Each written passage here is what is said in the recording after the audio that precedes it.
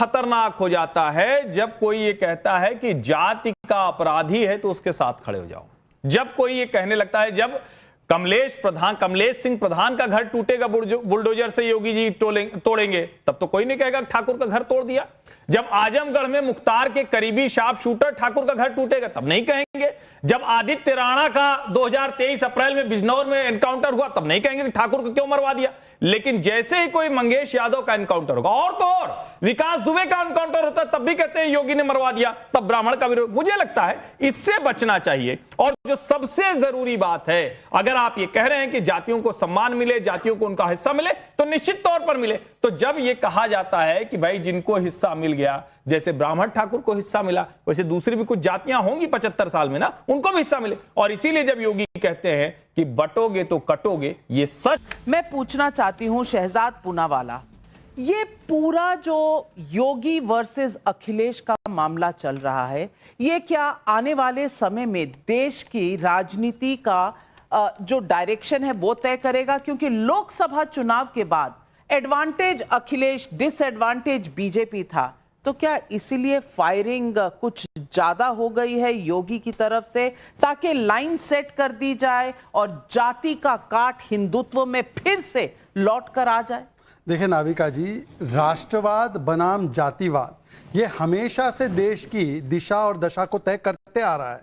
और इसीलिए अगर आप कहती हैं कि योगी बनाम अखिलेश यादव जी ये दशा और दिशा तय करेंगे, हाँ, तो राष्ट्रवाद एक तरफ और जो जातिवादी आधार पर बांटना चाहते हैं वो दूसरी तरफ। मैं पूछना चाहता हूं, आज देखिए आपके ऑडियंस में 11 महिलाएं बैठी हैं, मर्दों से ज्यादा महिलाएं हैं। अगर ये सच में निषाद समाज, दलित समाज, पिछड़े समाज के हितैषी है, तो मोईद खान नाम के एक व्यक्ति ने एक 12 साल की निषाद बच्ची का रेप कर दिया, तो इन्होंने क्या कहा, बच्ची का डीएनए टेस्ट कराओ। और जब मोईद खान के घर पर बुलडोजर चला तो ये छाती, कुर्ते, धोती सब फाड़ने लग गए। तो बताइए कि ये असलियत में अगर पिछड़े समाज के साथ है। दूसरी बात, नेशनल कॉन्फ्रेंस ने कहा है जो आरक्षण जम्मू कश्मीर में दलित समाज को मिलता है, 370 हटने के बाद लाल चौक तक तिरंगा भी लहराता है, पर वहां पर आरक्षण पहली बार मिलने लगा, तो 370 हम बहाल करेंगे, ये इनके साथी ने कहा है। अब इनसे स्पेसिफिकली पूछे क्या वो चाहते हैं कि वहां पे आरक्षण खत्म हो जाए। और आखिरी बात, देखिए इतनी बड़ी बड़ी बातें करेंगे, इनसे केवल एक ही चीज पूछिए कि अगर ये सही मायनों में अपने मुद्दों पर अडिग है,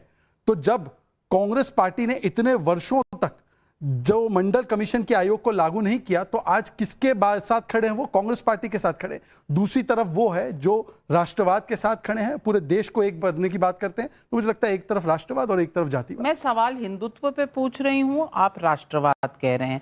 क्या हिंदुत्व इज इक्वल टू राष्ट्रवाद? मैं राजकुमार एक वाक्य कह सकता हूँ, हिंदुत्व और हिंदू समाज राष्ट्रवादी नहीं है क्या? ये हिंदू है इसीलिए इस देश में राष्ट्रवाद है, ये हिंदू है इसीलिए इस देश में लोकतंत्र है, और ये हिंदू है इसीलिए देश सेकुलर है। अगर मैं झूठ बोल, देखिए अब देखिए विवेक जी तुरंत इस पे अपोज करना शुरू कर दिया। एक धर्म देखिए तुरंत शुरू कर दिया अपोज करना। सारे धर्म एक समान है, सभी धर्मों। हिंदू का मतलब क्या है? हिंदू का मतलब है जो भी इस देश में रहता है वो हिंदू है। जीवन शैली का नाम है सुप्रीम कोर्ट बन जाते हैं, पर देखिए ये हिंदू को गाली देना शुरू कर दिया। इनकी परिभाषा रोज बदल जाती है। ये बेसिकली कम्युनल हार्मोनी को डिस्टर्ब करना चाहते हैं। मेरी अपील है, सारी जातियों ने, सारे धर्मों ने कंट्रीब्यूट किया है और सभी राष्ट्रवादी हैं।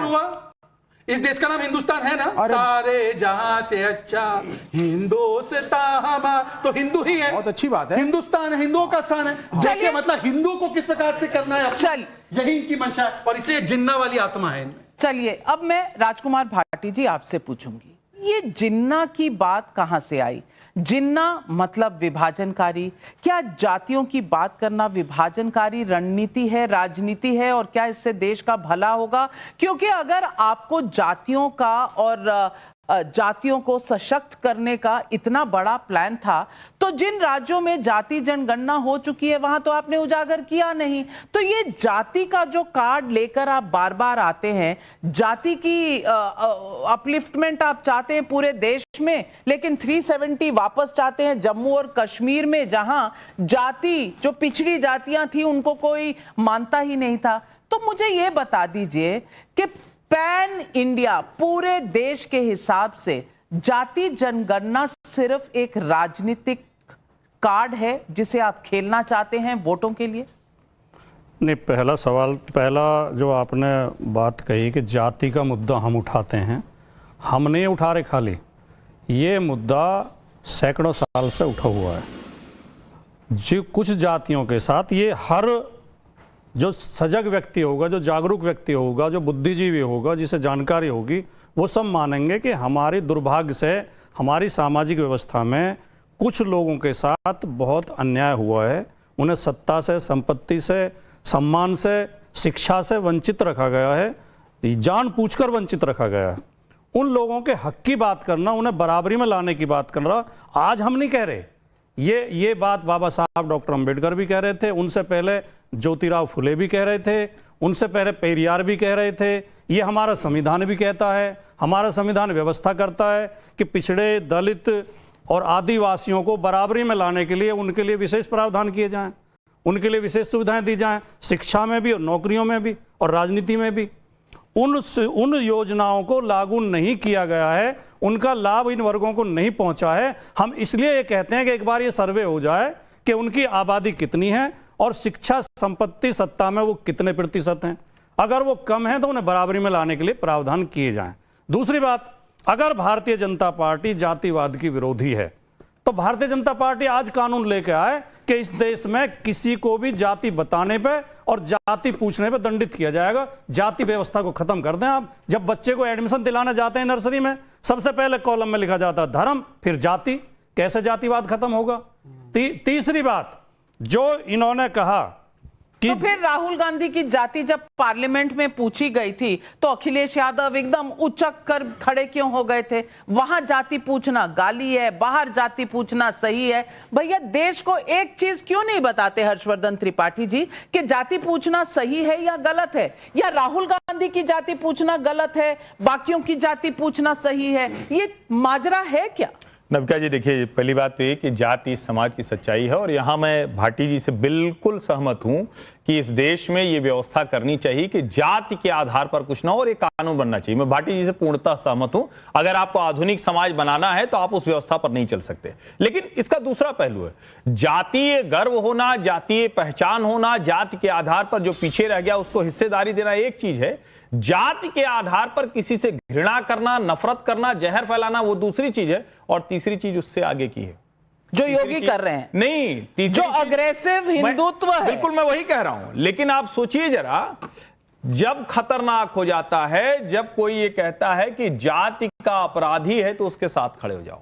जब कोई ये कहने लगता है, जब कमलेश सिंह प्रधान का घर टूटेगा बुलडोजर से योगी जी तोड़ेंगे, तब तो कोई नहीं कहेगा ठाकुर का घर तोड़ दिया।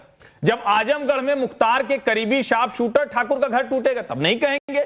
जब आदित्य राणा का 2023 अप्रैल में बिजनौर में एनकाउंटर हुआ तब नहीं कहेंगे कि ठाकुर को क्यों मरवा दिया। लेकिन जैसे ही कोई मंगेश यादव का एनकाउंटर होगा, और तो और विकास दुबे का एनकाउंटर होता है, तब भी कहते हैं योगी ने मरवा दिया, तब ब्राह्मण का विरोध। मुझे लगता है इससे बचना चाहिए। और जो सबसे जरूरी बात है, अगर आप ये कह रहे हैं कि जातियों को सम्मान मिले, जातियों को उनका हिस्सा मिले, तो निश्चित तौर पर मिले। तो जब ये कहा जाता है कि भाई जिनको हिस्सा मिल गया, जैसे ब्राह्मण ठाकुर को हिस्सा मिला, वैसे दूसरी भी कुछ जातियां होंगी 75 साल में ना, उनको भी हिस्सा मिले। और इसीलिए जब योगी कहते हैं कि बटोगे तो कटोगे, ये सच है, इसमें कोई कम्युनल एंगल को अगर कोई देखता है तो इसका मतलब कि वो गलत बात कर रहा है। या तो आप इधर बोलिए या तो उधर बोलिए, दोनों के बीच में कैसे पांव रख के चलेंगे? एक